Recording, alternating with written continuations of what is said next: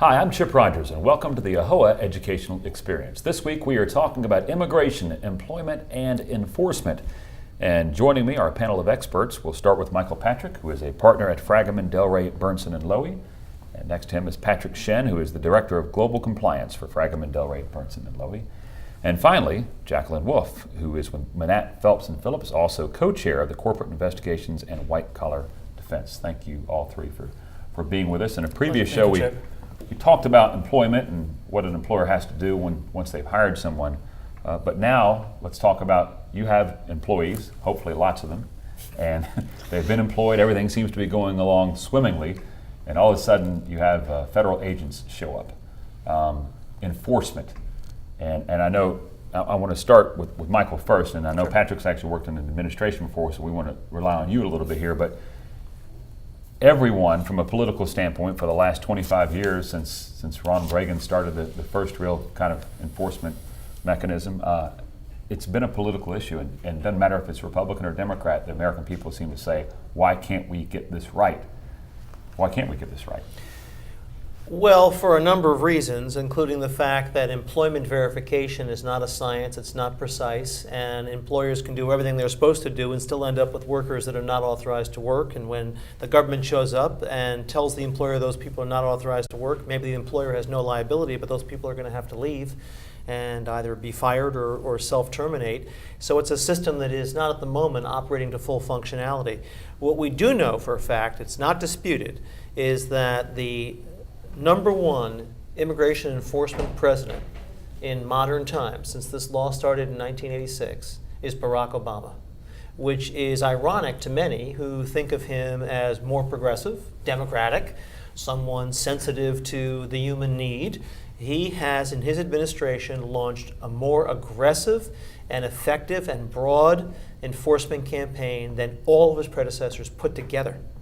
So we have an environment today where employers of all sizes, shapes, locations are not safe in terms of being visited by, investigated by, and possibly face prosecution by the United States government. And Patrick, I want to talk about that for a moment because it seemed like during the Bush administration there were these high-profile raids. They would go to the meatpacking plant in Kansas or somewhere, and they would get the television cameras there and they would trot people out and everybody would pay attention. But as Michael said, it seems like the Obama administration has kind of taken a different tact. And is this, what is that tact? And is this related to Janet Napolitano, who comes from a state where immigration was extremely important? Chip, you're absolutely right. There is a shift in strategy, and it did come from Secretary Napolitano.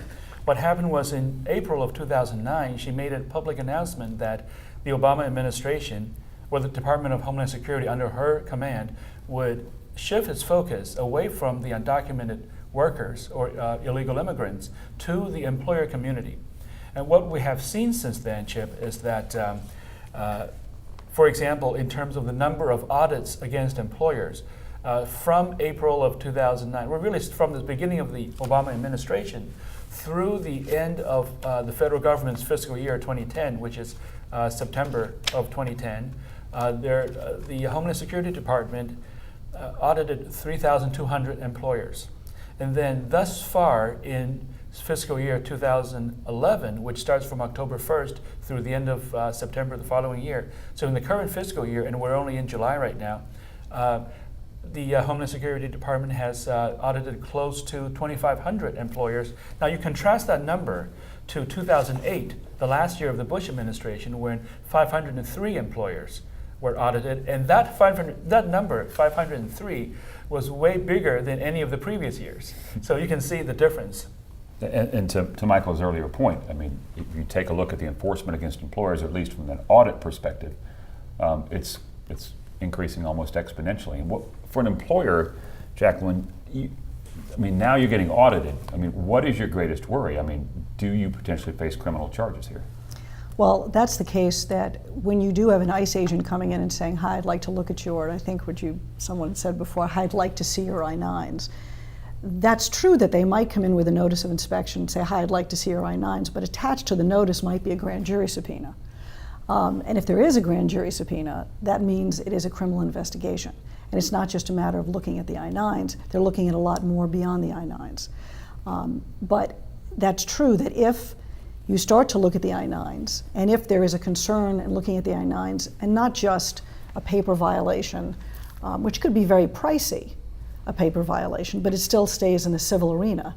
But if they feel that there's a lot of problems and a lot of errors and a lot of missing I-9s, then it might become a criminal case. And certainly if there is a grand jury subpoena that's attached to that notice of inspection and they're asking for additional documents, such as employee files, that's always a tip, that they're looking at much more than just the I-9s. If they start to look at your employee files and there's a grand jury subpoena, there's probably a criminal investigation. So when we hear of audits, I think for the average person watching this show, they think, well, this is just random. They just go out and they pick an employer. But is that the case? Do they just randomly choose an employer?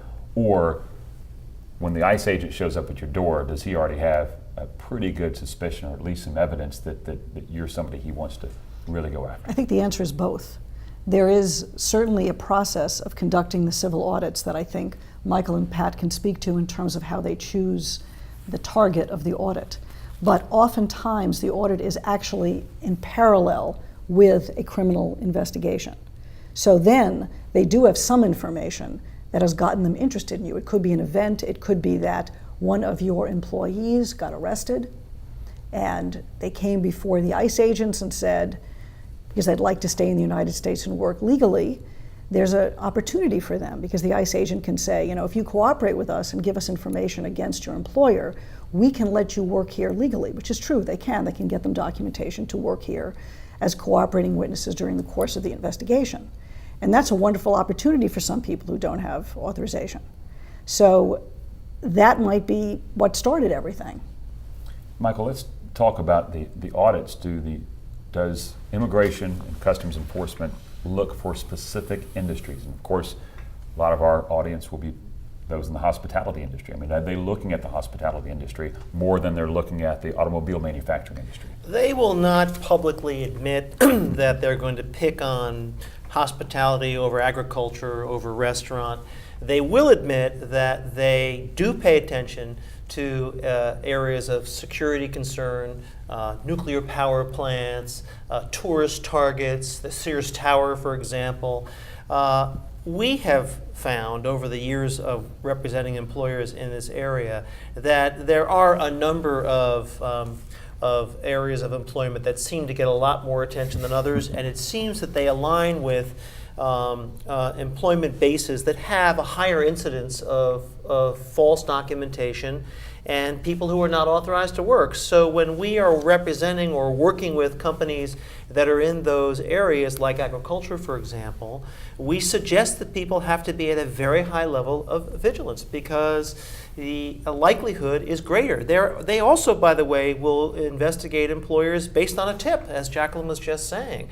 It's not uncommon for them to come into information through either an accident or intercepting someone outside of the workforce and then using that information to go inside. Sometimes, as Jacqueline well knows, because she does the criminal work, they will get the cooperation of that person to the extent that that person will wear a wire and go back to the place of employment and get the understanding on tape that everybody knows that not only is he illegal, but that dozens of people are illegal, and what's the big deal? And that's a tape that can be pretty damning to the employer. That's true, and there are other ways that they can get information. Believe it or not, competitors who feel that because your workforce is mostly unauthorized workers, and therefore it's cheaper, and therefore you're making more money than they are, they will actually go to the government and they will be whistleblowers essentially saying, look over there, look at our competitor. They're hiring unauthorized workers because it's a competitive advantage to them. Sometimes the union, if it's a union situation, you're in a union state, there might be concerns. The union thinks, well, you're hiring unauthorized workers because they're not union workers. And they will come also to the government. So the government is all kinds of different places, including the media. I mean, the government reads the paper just like the rest of us, and the investigators do, and the prosecutors do, and if they see a story that seems like a good story, such as an employer that's treating its employees poorly, wage and hour violations, things of that nature, they might start poking around and seeing, maybe we should do an audit. Maybe we should go there and do an audit. And ICE, the enforcement arm of immigration, will work with the Department of Labor. They will work with IRS. So if IRS gets a tip, if the Department of Labor gets a tip, if they see something that concerns them, such as for IRS, for example, a lot of exemptions, like huge numbers of exemptions coming from a lot of employees, that will certainly be of interest to them. And they might look a little more carefully, and they might talk to ICE about that and say, you might consider doing an audit here. Very good point. But that's all we have for this segment. We are talking about immigration enforcement and employment here on the AAHOA Educational Experience. We'll be back right after this. Welcome back to the AAHOA Educational Experience. We are talking about employment, immigration, and enforcement. And one of our guests, Patrick Shin, who is the Director of Global Compliance at Fragomen, Delray, Bernson, and Lowy. Tell us about mismatch letters. What is this when you get this in the mail? Right. What it is that when the government's record showing a name and a social security number doesn't match an employer's payroll records of who that name, which number that name goes with or which number goes with the name, when the records don't reconcile, the employers are put on notice. Now, it could be a letter in the mail. It could be through a IRS quarterly tax return report. It could be through a number of other ways that employer gains notice. The key point here is that when an employer learns about a mismatch, what is that employer's obligation? Well, there used to be an answer to that question. In 2006, the Bush administration promulgated a regulation specifically telling employers what to do. Now, that regulation was not necessarily popular among all employers. It certainly faced a lot of opposition from immigrant rights groups and organized labor. But from the employer's standpoint, at least it was some guidance. Whether you like it or not, it tells you what you have to do. And the Obama administration rescinded that regulation in July of 2001. And after that, what employers have to deal with now is the immigration authorities still demand employers to follow up on mismatches because it's not conclusive evidence that you have an authorized worker, but it's conclusive evidence that something's not right. Something as innocent as a data entry error to identity fraud. So the employers have to follow up, and we talk about ICE, Immigration and Customs Enforcement, does expect employers to take some action. The problem is that in the absence of a regulation, the government agents do not tell the employers what action they have to take. Right? And so employers take a variety of steps to correct it, but if they're too vigilant, then they have faced opposition from organized labor and from immigrant rights groups, and employers have lost a number of key decisions before the National Labor Relations Board, where they've been ordered to pay back pay and reinstatement, regardless of whether the workers are legal or not. Right? But on the flip side, if the employers are too lax about it, there's certainly cases where the government has attributed that knowledge and that inaction to constructive knowledge. So it's a tough balance that the employers have to strike here. And because in one sentence, the key is to diligently follow up, but at the same time, give the employees a fair chance to resolve it and don't jump to conclusions. Jacqueline, talk about that for a minute. I mean, from an employer standpoint, absent this is what you're supposed to do, these are the guidelines, that makes it very difficult. I agree, it does make it difficult, but the key is not to do nothing, essentially, is what Pat is saying, is you have to do something. And you do have to ensure that person, you give them time, perhaps, but you say you have to really establish for me that this Social Security number is your number, and you have the documentation to support it. And I don't think you can do anything less than that based on the criminal cases. I mean, in my view, I don't think you can do less than that. You might get sued, as Pat says, maybe you do get sued because you move too quickly. On the other hand, it's a little bit better to get sued civilly, I believe, than getting indicted. And in terms of the criminal cases, in almost every case that I can think of in terms of indictments, there's an allegation on there that says, you received numerous mismatch letters and did nothing. And the three of us, Chip, have worked on cases both separately and together where there are not one or two mismatches, but dozens and sometimes hundreds.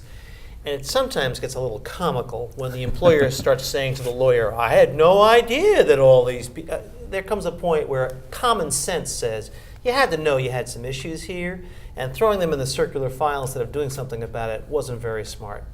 So when somebody comes knocking on the door, as an employer, what should you be prepared for? I mean, how bad could it be, or is it just? It could just be one of those random occasions where they're going to come check your file. Well, as Jacqueline said, if you have hundreds of mismatch notices that were sent to you by the government and you put them in the circular file, meaning you did nothing with them, Right. it's going to be very tough for you to say to the government that you took that notice seriously. And when the government says it turns out that 80%, 90%, 98% of the people of those mismatch are not authorized to work, and you go, well, I had no idea.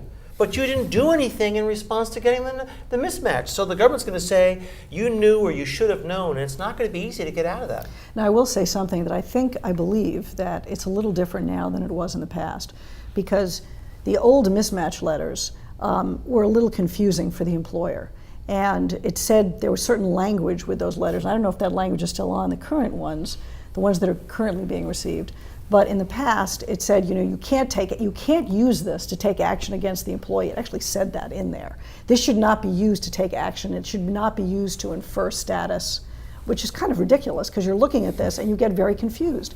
And there are employers that did actually read these letters and read the instructions, which included a statement saying you don't have to return this, which the government takes a very negative, and it's another part of the government. So this comes out of the Social Security Administration. At the same time, the Department of Justice is saying, and ICE, they're saying, well, wait a second, we view this as you having constructive knowledge. On the other hand, if you look at the language in the letter itself, you can certainly make an argument, and many employers have in the past made the argument, but you've confused us from all this language. You're telling us we can't do this, we can't do that. We can't consider this to be used against the employee in determining what their status is. So that was a very tough spot for a lot of employers to be in. That being said, recommendation going forward, I think, in today's climate, is you really should do something. I think in the past, and this is where I think I differ a little bit, is I think you can make an argument in the past that some employers did not respond, did put them in the circular file because they read them and thought, I don't know what to do with this, and nothing was handled. But I think today, better part of valor is respond to those things. We've only got a couple of minutes, but I want to follow up on what you're saying there, and that you're getting these letters, and in a sense, when anyone gets a letter from the government, they feel like, I need to take some action, right? But you can't go too far because you're worried on one hand about what the government's going to do to you, but on the other hand, if you take actions that someone could construe to be discrimination against the employee, now you're going to get nailed on that side. There's no question about it. In fact, Patrick used to work with the government in that area, so probably best for you to respond in terms of that double-edged sword that employers are faced with when they get these in terms of discrimination concerns. Well, actually, Michael and Chip, I'm trying to visualize a blade and see if it's possible to have a triple-edged sword. Right. But to the extent there is one, this is it. On one hand, you said, Chip, there's the immigration enforcement, and then the discrimination, and I will lump that with the organized labor and the NLRB as well. All right, and then you get the Social Security Administration, which is adamant about how these a no-match notice of any kind is not an indication of one's immigration status, and that and the SSA really resents being used as part of an immigration enforcement tool. So the key is that we have to look at this. It's very fact specific, and the employer would have to get good counsel for its own set of facts to know exactly how to respond, how quickly, how much to demand. But it's something to be taken very seriously from all sides. Well, actually, the three of us, though, typically advise employers that if you have a lot of mismatches, let's take a look at other things, too. Let's look at Exactly. the I-9s. Let's look at what knowledge supervisors or people doing the hiring might have. There might be something. If there's smoke, there's probably some fire somewhere. But the key is, and I think everyone would agree, if you get those letters, you can't just do nothing. You must take some action. You should take some We action, agree on that. correct? Okay. Well, what a way to close. We all agree. For our friends and our experts this week, Jacqueline Wolf, thank you so much for being with us, and Patrick Shen and Michael Patrick.